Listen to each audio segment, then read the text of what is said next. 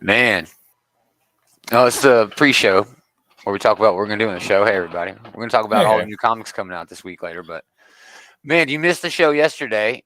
Taylor said very early on that he was gonna miss it, so it was great. Dave and I basically set up like an all small press show. I actually I watched it before I came on, and yeah, you guys Nice. were doing some deep dives into like IDW and AWA and shit. Yeah, it was a whole lot of fun. And then we get the news today, and we'll talk about it Sunday. Aftershock Comics has filed for bankruptcy. Um, Yeah, and they owe a lot of people money. They owe a whole lot of people money. Name one aftershock book, Taylor. Go. I can't. Exactly. That's why they are filing for bankruptcy. Yeah. I Not that mean they have that, had that. bad books. They've had I some mean, good but yeah, books that come out, tracks. but I mean, I'm not even like the casual audience, right? I'm in the comic shop every week, but I still couldn't name exactly. you an Yeah. aftershock book off the top of my head. Yeah. They got one animosity. It's kind of like a zombie thing, but all the animals like get mad at people and you know, Hmm. like start hunting people down. That's pretty good. But yeah, I can't name another one, but we'll get into that more. But what else? Anything cool? Anything you want to mention? Anything before Uh, start the Nothing that show? really is worth talking Yeah, about, I guess. cool. Let's do it. New books.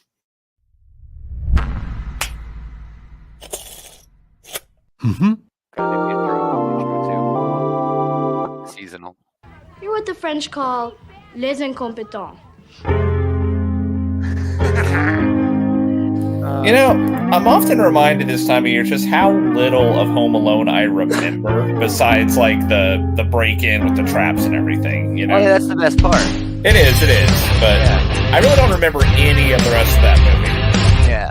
Well, John Candy and Mom doing her there, so that's always there. Greetings, geeks. How's it going, everybody? Welcome back. It's another episode of This Geek in Comics Outright Geekeries Comic Book Shit Talk Show. Shit talk show. It's a Gomer and Taylor hour. We are talking about all the new books coming out this week. Well, not all of them, but as many as we feel like Probably talking not any aftershock books, as you can probably about. tell. Well, yeah, maybe they have something coming out this week. They definitely need your money. Okay, so buy some Aftershock shit if you are so inclined. Andy is checking in. Hey, Andy, how's it going? Go to Facebook, search for Outright Geekery, go to the group, join. But yeah, let's get into it. All the new books coming out this week, kind of a mid week, kind of basic sort of week. But if you see something, say something, chat. We'll talk about any of the books that you guys want us to mention.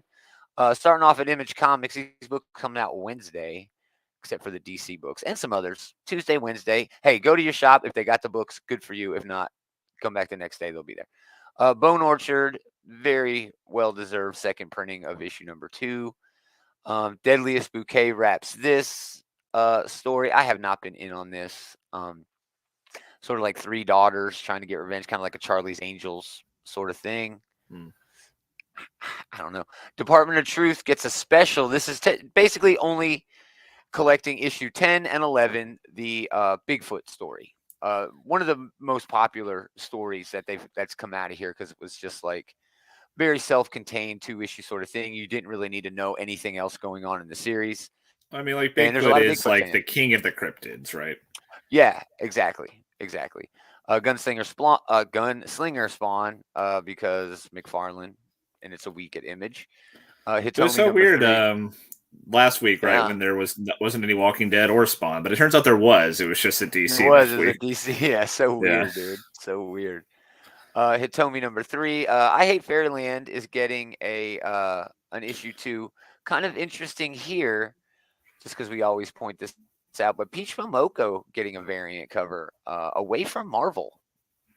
Mm. It's possible that she did this, way before her Marvel, exclusive contract, because I wonder if these she and books take Scotty forever to make. Young, like, they're both like doing the I do a million variants a year circles together. So maybe they have rubbed shoulders, and that's why she's doing a variant here. Yeah, for sure. Maybe they've even communicated because, like you said, Scotty Young was definitely the cover guy before Peach Momoko came into Marvel. Yeah. Maybe she's like, "Hey, what's your advice?" And he's like, "Oh, I got plenty of advice." But yeah, I Hate Fairyland, great book, amazing book. A lot of variants for that this week. Junkyard Joe is Jeff John's little entry into stuff this week. It is Gary Frank, so it's very well drawn. It's pretty cool. I guess it's like about a robot going to war. Um, I don't know. I'm not really reading it. I'm sorry. Well, I don't know anything No, about it it, but sucks. it's an interesting Yeah. premise. Oh, it is. It is definitely a premise. A lot of fun variant covers for that as well this week. Kaya #2 is a second printing. Chroma #2. It's very stunning, very well drawn. But the story lacks a little bit for me. But still pretty good. Rogue Sun #9 in the Massiverse. Big news from the Massiverse this week too, as we'll talk about in the new show. But it appears they're getting some content on the screen or maybe a podcast. I didn't read the article. They're But making a Radiant Black movie. I don't know if it's a movie. I think it's a podcast story. Okay. Yeah, still pretty cool. It's got some big names involved. Again, we'll talk about that Sunday. Spawn Scorch, getting your double dose of Spawn on the anniversary year this year. Vanish #4, probably the big release at Image Comics this week from Donnie Cates and Ryan Stegman.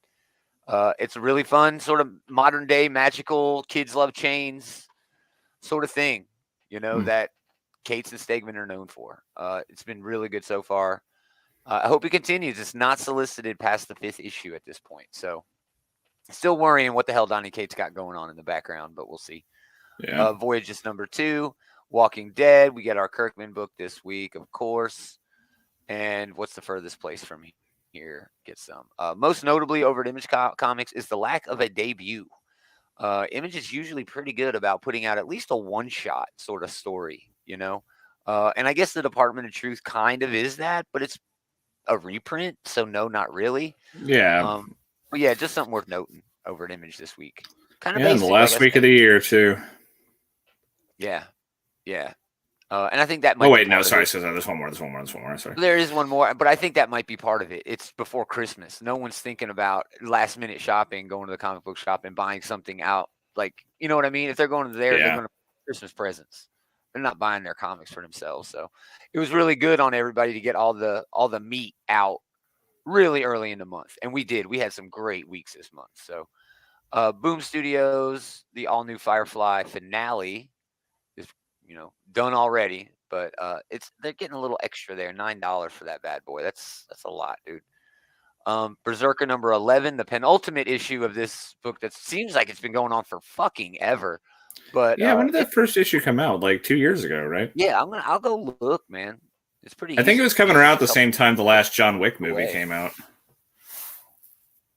Right? It does feel like those did sort of coincide. March 3rd, 2021 was the first issue release. Like, wow. That's crazy. So like a year and 3/4 then, schedule.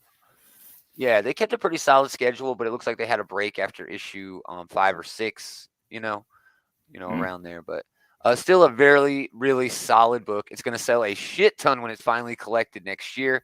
And there's still a Berserker show, movies, maybe both on the way. So I know I've heard they've announced at least one or the other of those. Yeah. I think there's an animated series and a movie plan now at this point, but I don't fucking remember. We need Dave. Dave's the one who does all that. Research guy. We're not going to find out. Yeah, we're not going to find out. We're not doing the legwork there. Fuck Eve, that. Children of the Moon #3. Mighty Morphin continues. And really, that's it. More Something is Killing the Children, Stuff of Nightmares, and Buffy the Vampire Slayer. These are all mainstays at Boom Comics as of right now. You know what I mean? These are like their main books. These are their highest numbered books in terms of, bringing in the dollars. So good run on them, like we're saying towards the end of the year, they're really making it worthwhile. But again, nothing really new from there. You know what I mean? It's like they know that people aren't going to be spending extra. They're not going to take that risk. They're just going to get what they're expecting to get. So kind of interesting, I think. Moving on to Dark Horse. Breakout #4 is really the only thing they have worth mentioning, the end of that series. This is a crazy sci-fi series where kids are kidnapped by spaceships and some other kids go and try to rescue, some of the kids. It's been whack, dude. In a good way, though. It's so weird and crazy, but great character work, really well drawn. And, worth picking up probably in the trade at this point, though. And then we get some classics. Gru, Gods Against Gru #1, always good shit. And then The Witcher always has fun comics for that fan base. I am not a member of that fan base, but hey, whatever. Moving on to IDW, really the only debut of the week that I am looking forward to from any publisher, I think, is Dead Seas #1. Kevin Scott, known for his work on Star Wars and that sort of shit. Ghosts are real, and their ectoplasm is like a resource that can cure diseases and shit.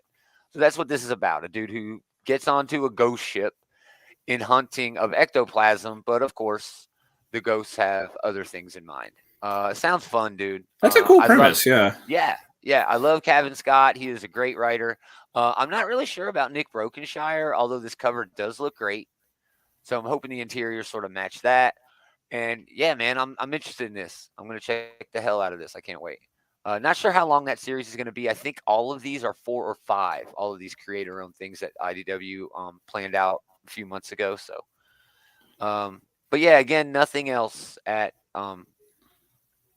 Oh wait, there's one book we're talking about at IDW. They do have a Strange New Worlds book that is sort of tying in the end of season 1 and season 2, which is coming out in 2023, I think, in the summer. So that'll be fun for the Trek fans. Yeah, kind of niche, very niche. And yeah, that's really it, man. Saturday Morning Adventures for Teenage Mutant Ninja Turtles and True Cult #5. I think that's how you say that. I would assume so. I mean, both of those are in like the U position, right? So yeah, exactly. Yeah. Moving over to DC, Distinguished Competition. They got their normal shit, really. But there is some things definitely worth mentioning. World's Finest #10, very fun book. You can't beat that more art. Batman Urban Legends is the anthology book. Still a lot of fun, if you're really into that shit. I pick or choose which one I'm going to pick up depending on who's writing what. But there is a Nightwing story in this particular issue that looks really fun.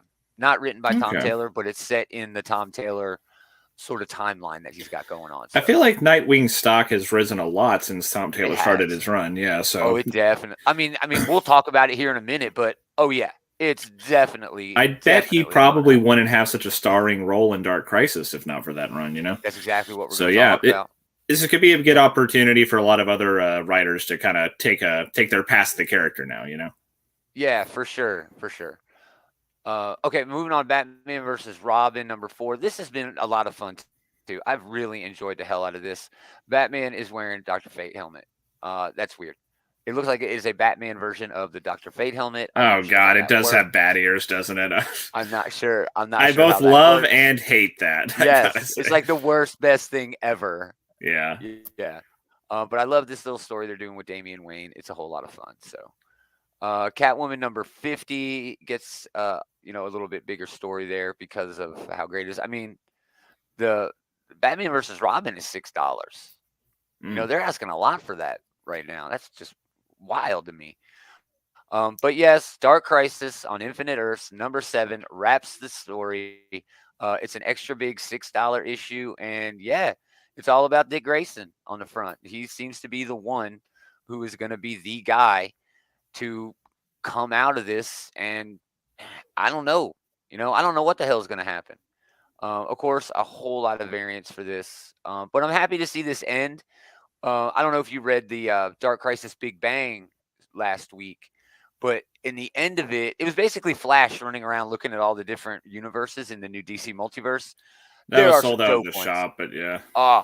Dude, on the back page, right, the last page of the story of the comic, it has all of the universes laid out. Batman 66 is a universe. We already talked about Jurassic League and Knights, whatever.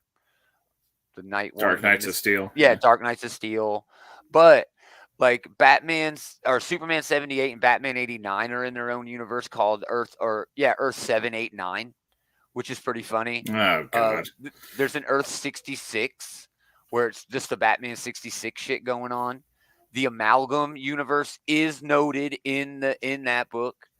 I'm surprised that they were able to do that one. I mean, especially now that Marvel's owned by Disney, they're... Well, they didn't really come out and say Amalgam. They said It was like Flash's notes, like Barry's notes said, this appears to be an amalgamated universe of some kind, question mark. This will need further research, Okay, so they didn't looking into. that makes But you sense. knew what the fuck they were talking about. Yes, sure. and that's a good way to do the nod because there's no way they could show like Wolverine, Batman, or like Captain America, Superman, or whatever the hell his name was. His name was Dark Claw. But, yeah, it's so stupid. That's like the most 90s name. It is. And that was the most 90s sort of event.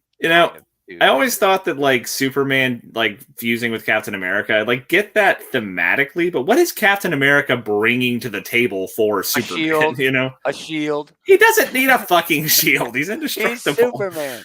He's Super Soldier, I think is the character name they came up with. Which is not great.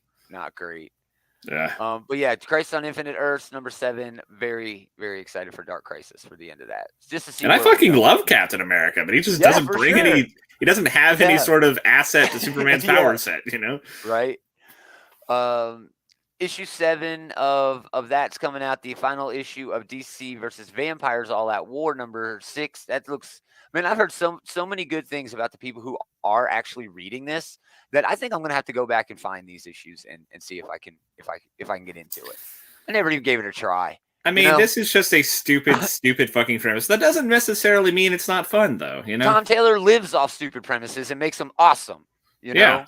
I mean, that fucking deceased concept that he ran with, that had no right to be as good as it was, Yeah, and still is. Speaking of that, DC. I forgot. This is like the Energizer Bunny of the books out here. Yeah, this is. God, it's been going on for like 4 or 5 years now. Oh, it's been going on for a while, dude. Yeah. Tom Taylor, when he started writing that, he was still writing books at Marvel. Yeah, this was around the same time he was writing his Wolverine run, if I remember correctly. Yeah, which still one of my favorite runs, dude. I love his run. Damn good, yeah. So much. It's so great. Death of Superman 30th anniversary gets a couple of books. It's not bad. It collects a whole bunch of shit, Yeah, I mean, this is one of those things where it's like it's a big milestone in comics history, and it's not terrible, but it's not like from a quality standpoint, a must It's like read. A cool thing. It's like a cool thing to have. Yeah, it's something. Really, if you consider yourself like a comic book historian, I would say pick it up. But if you're just looking for like a good page turner, I don't think it's all that. Yeah, necessary. Me neither. Important. It's fine, but just not like it's fine. Not like an all-time classic or something. Yeah. Flash 789's dropping. This has totally ignored everything else going on in the DC universe for its benefit. And that's probably okay. Yeah, it's probably better that way. Still, one of the most consistently good books DC has going for it right now. Yeah. I mean, even considering it's had different changes in creators and shit like that, it has been consistent. Charm. Right. Like it's Ollie with his family is really precious at times, and also has a lot of fun like dad joke hijinks that he gets into. Yeah, and it's unique in that way as well. So, one of the books I'm looking forward to the most from DC this week, though, is GCPD Blue Wall. Great. Oh, I mean, this is my first time noticing the of 6. Yeah. It's a mini series. It'll be over. Well, that's a shame. Well, first quarter. I don't want it to outlive its quality. Yeah, they could definitely could. But back to the. Sorry to bury the lead here. Yeah, this has been out fucking standing. This has been a great book. This is award worthy. This is definitely going to see some nominations come Eisner's and other awards. And it's like the best police procedural comics I think has ever fucking done. And I love those kind of books so much. The hard-boiled crime from back in the day, Gotham Central is a favorite of mine, but this is getting more real, for lack of a better word, It really is. Yeah, for sure. And a surprise too, that they're pulling off that. It takes place in Gotham City, but it has like nothing to do with Batman or anything else, really. I don't think they've even mentioned him so far. I mean, they talk about him and his rogues gallery, barely, and things like that. They mentioned Two-Face, but that's about it. Yeah. Pretty fun cover here. I don't know what it is about it, but I like it. Especially the Jim Gordon at the top. Oh, that looks so good. Yeah. All right. Moving on, not much else. Harley Quinn animated series, tie-in books. Those are fun. Nightwing 99. Yep, just another issue of Nightwing. What can we say about this book? Ignore the solicit. The solicit appears to be wrong here. It's talking about Joker War. Yeah, But so I don't know I what the hell love that this was cover. talking about. Yeah, I love this cover using the negative space. This book, this issue, I mean, we could tell you what this issue is going to be. It's going to be back to reestablishing Yeah, Heartbreaker or Heart Stealer or whatever the fuck his name is. Yeah, they were in the And middle of getting back to escorting. that after the annual. Yeah, they're in the middle of escorting. What's his name? The crime boss, Maroni Yeah. or Zuko. I forget which one it was, but yeah. Yeah. Look, really fun cover there. Just fun. It's okay, but there's a whole lot of fun going on there. And yeah, they have a lot of covers for this week, man. Issue 99. So I'm sure they're Rogue's going to be getting charging like collected. $20 for number 100 when that comes out. But Oh yeah, dude. When issue 100 comes out, they're definitely going to ask a pretty penny for it. It's going to have a lot of backup shit. Some of it's going to be reprinted, but Tom Taylor has really been holding off the last few issues to get to 100, and 100 is going to be just outstanding. I can't wait. No doubt. Yep. Scooby-Doo, where are you? Stargirl. Man, the previews for this book are amazing. I just can't get into Stargirl at all. I just can't find a way to do it. I've tried to get into this book. I can't get into the first issue. I've read it a couple of times because the art is great, but I'm having a problem with it. So still gonna try issue 2, but yeah. And then Superman Birthright, a deluxe edition for $50, a great book to own, especially considering this is where I think James Gunn is going to be leaning in the hardest to create his Superman book. Yeah, I think it just makes sense. Unlike Death of Superman, this one is like a high quality read. I think it was Mark Waid on this one, right? Yeah, I think so. Yeah. This is one of those ones where, like, if you don't have it already, you should have it in some form. Yeah, it's Mark Waid and Lionel Francis Hugh. Yeah. Yeah. Oh, yeah. Very worth it. And then Titans United Blood Pact. I don't think anyone I know is reading that. But if you're into the Titans are going to be all rearranged here pretty soon. So I'm not sure how much this book matters. I mean, that's going to be the end of Dark Crisis, right? The rebirth of the freaking Titans. I mean, that's what it feels Titans like have been in the book so much that it would feel weird for them to not do anything with that. It really would be. Yeah, for sure. Moving on to Marvel, House of Ideas, Alien number 4, Avengers Forever number 12 continues Jason Aaron's swan song on the Avengers brand, really the franchise. Yeah, this is Avengers Assemble Part 3, I think of 12 actually. I think it's going for a while, but yeah, Siege on an Infinity Tower. Man, this book is just nuts. All right, it's just a multiverse of nuts. And that's really all you can say. There's too much crazy to quickly summarize, but yeah, it looks like we got the Captain America core in here, including the Captain America dog. I remember from that one issue there, it looks like. Yeah, he's right. Yeah, he's right here. He's a cute boy. Yeah, look at that good guy. That's weird. But it makes sense that Captain America should have a dog. No, that dog is an alternate universe Steve Rogers. How does that happen? The werewolf thing? It was just something from a few issues ago, man. Like a bunch of Steve Rogerses woke up and found themselves like in a prison together, and the only thing they could discover was that they were all named Steve, including the dog who had Steve on his name tag. Mephisto's stupid. He's just like, just get all the Steves and we'll win. Black Panther number 12, another Ridley book, and man, just a beautiful Momoko cover here. Oh, I love that so much. Oh, that's very pretty. Man. Like, even by her usual high standards, that one's very pretty. Yeah. Yeah, I mean, not as outstanding as some of the shit she does, but just, yeah, it's just a perfect rendition, I think. Symbol of Truth gets collected. The Sam Wilson Captain America book getting his first trade. Dark Web Miss Marvel is promising. It's Kamala getting a job at Oscorp. She's an intern, and then the Dark Web event busts open. That might be fun. I don't give a shit about this Dark Web event, but I like the character, and that does sound like a fun premise. Yeah, her at work one day and having the superhero out. Yeah, that seems fun, dude. That seems fun. Gold Goblin number 2, another tie into the whole Dark Web thing.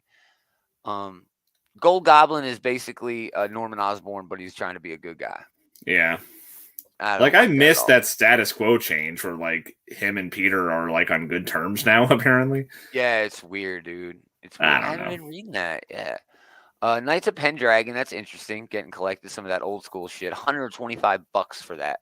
I mean, you really got to be a fan. You really got to be a fan. I am not that big of a fan. Jesus. Yeah, me neither. Me neither.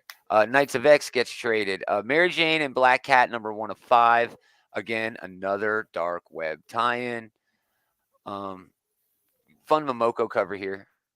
I got to show it off because it's Mary Jane and a Black Cat with some spiders, and that's really cool. I really like that. Yeah. But what else we got here, dude? Namor Conquered Shores continues. Sabretooth and the Exiles. I'm pretty sure that's the only X book besides the X annual coming out today or this week. Sabretooth and the Exiles. First issue was pretty fun. It was a continuation of that Sabretooth book, and I will continue to read it. Spider-Man Lost Hunt, number 1. Amazing fucking cover here. Just one of the best covers of the year, honestly. But this book is not good. I am not a fan of the first issue of this, and I don't know if I'm going to pick this up or not. I really don't think I'm going to get it. I think I'm going to skip it. Yeah, it's just more Craven and stuff. I feel like they've done it. They've been there. I mean, so many times. It looks like they're just kind of trying to get up in the gravitas of Craven's Last Hunt. So if you haven't read, they're borrowing from that. Yeah. I mean, I feel like if you haven't read that, there's no point in getting this, and if you have read that, you're going to be disappointed by the lackluster comparison that this one's going to have. Exactly, dude. It's almost some stuff you just shouldn't revisit in the same sort of way. And the only thing I can think of that's an exception to that is I thought that Dark Victory, the follow-up to Long Halloween, is actually pretty good. Oh, it's not quite bad, but it's not as good. It's no. I mean, Long Halloween's one of the top 5 Batman stories. It's really damn good. Yeah. But Dark Victory is pretty solid. Yeah, it's not bad. You're right. Strange number 9 continues that. This is actually a pretty good book with Doctor Strange coming back very soon to his own ongoing. Wakanda number 3 continues that story. I lied. We get 2 more X books. Wolverine 28, he's descending into the pit. I'm excited to see how that goes out. Is Beast really going to get his way, or are we going to get over? I love how Ben Percy is just kind of in his own little corner of the X universe. Just doing these things with X-Force and Wolverine that are tying together and just making it work so well, dude. It's amazing to me how well he's doing on the 2 X books that he's got, for sure. Yeah, I mean, him doing basically just the CIA corner of Krakoa, he has been doing such amazing stuff with it. Yeah, it really, really is. X-Men Annual is the last book we'll talk about. It's Steve Fox, not really a fill-in writer because it is the annual. I wanted to show off the Momoko cover first. Very well done if you're a fan of Captain Britain. But I also wanted to show off this great Jose Villalobos cover with freaking Firestar on there. It's freaking awesome. That one's very, very good. I like that a lot. Yeah. This is going to be a Firestar-centric issue because she still feels kind of unworthy. She got some imposter syndrome going on. I really hope the issue revolves around that, We haven't gotten a lot out of Firestar since she joined the team. Haven't. So, this will be this be a good opportunity to explore that. Yeah, I think so, too. Especially because they're going to choose a new team, in in a few months. So, whatever. Moving on to Dynamite, not much there. Lots of printed collectible stuff, ranging from $50 to $60. Jennifer Blood, Julieta Romeo gets a tie-in sort of one-shot. Kind of fun, if you're into that sort of stuff. And then Lady Hell, your normal, cheesecake sort of stuff coming out of there. And that's it, Vampirella. And then we got the rest of these, the smaller press stuff. There's not much I want to talk about here. I'm knowing Taylor, he doesn't want to talk about any of it. But there it's not that I don't want to talk about it. It's just that I can't talk about it. Yeah, it's not really your bag. Yeah. Here it is. Gun Honey number 4. This is basically a female version of James Bond, and I mean that. Yeah, I have heard you sing a lot of praises for this book. Yeah, it's really great in how it sort of it bends that a little bit, and James Bond leans into being a slut. All right, he is. James Bond is a slut. Yeah, he's a sloppy slut. Yeah, but the women in this are kind of the same way, but they're even crazier in the way they use sex to their advantage to be a spy, you know. But it's still a very sex positive sort of book, and it's trying to break down barriers between these tropes, you know. And why is it okay for James Bond to be a slut, but if a girl's a slut, that's somehow a negative? You know what I mean? It's really fun playing off those tropes, and it's doing a really good job of. Yeah, that is a bad double standard, to be sure. Yeah. Junior #1. This is really the only debut I wanted to talk about from the smaller press. It's Scout Comics, and a young Marine goes to a rogue asteroid and gets into an accident, and it's her and her hippo-looking dog sidekick just hanging out and kicking it. It says it'll make you laugh, cry, and wish you had the next issue. Another thing I wanted to mention about this, enjoy this first issue, but then the entire volume will be out in the same schedule where the second issue would have come out. So they're just going to give you the first issue, and then it's like, okay, we hope you liked it. Here's the whole damn book. That's your next opportunity to buy anything more. It's a little weird, a little unique way of doing it, but I don't know. We'll see how it works. See how it works for him. I'm definitely going to read it. I'm going to give it a try. And yeah, that's it, man. That's really nothing else worth mentioning over at the smaller press sort of stuff. But yeah, like I said, it's kind of a midweek. Here's Traveling to Mars, Mark Russell's book over at Ablaze. It's really a lot of fun too. But yeah, dude, it's kind of a midweek. Yeah, I'm looking forward to like the year's winding down. You know, like Nightwing's always a good something you can bank on. Yep. There's plenty of Batman, of course, as always. If you need your fix there, always. Dark Crisis is definitely something I'm looking forward to. Over at Marvel, the X-Men Annual probably, but really nothing at Marvel is really Wolverine. But I don't know. I mean, Wolverine, Avengers, Forever, and the Annual, for X-Men. Those should all be pretty solid reads. But a pretty ho-hum week for the most part. You're right. It is. IDW does have that debut of Dead Seas #1 and the Strange New Worlds tie-in for the Star Trek book. So those are a couple more I'm looking forward to. But wow, man. I guess we deserve it, though. We deserve to have a little bit of a calm ending of the year, you know, silent week, basically. Yeah, I mean, I'm sure they're saving all their big shit for like the new year and everything. So, you know, oh, for sure. It is what it is this time of year. Yeah, definitely. Awesome. Thanks for hanging out, everybody. We appreciate it. Please go check out our pals, the Comic Book Bullies. Leroy and Eli did a show last night. They had some very fun words about Avatar and the way it shits all over indigenous culture. I fucking loved it. It was amazing. Even had quotes from James Cameron where he literally doubles down on being a douchebag. Please give it a listen. It was a whole lot of fun. If you want links to that, you can get them right here at outrightgeekery.com. We got links to all the different stuff we got going on, merch, Patreon, all of our social media, all kinds of different channels we got going on, and the bullies. But we really want you to go to Facebook, search for Outright Geekery, go to the group, join up there, join in on the fun. Andy's always having a damn good time over there, and that would be fun. You'd have a really good time. Come back next week. We're going to do a show on Sunday, the news and review show, talk about Aftershock and bunch of different books that got announced recently.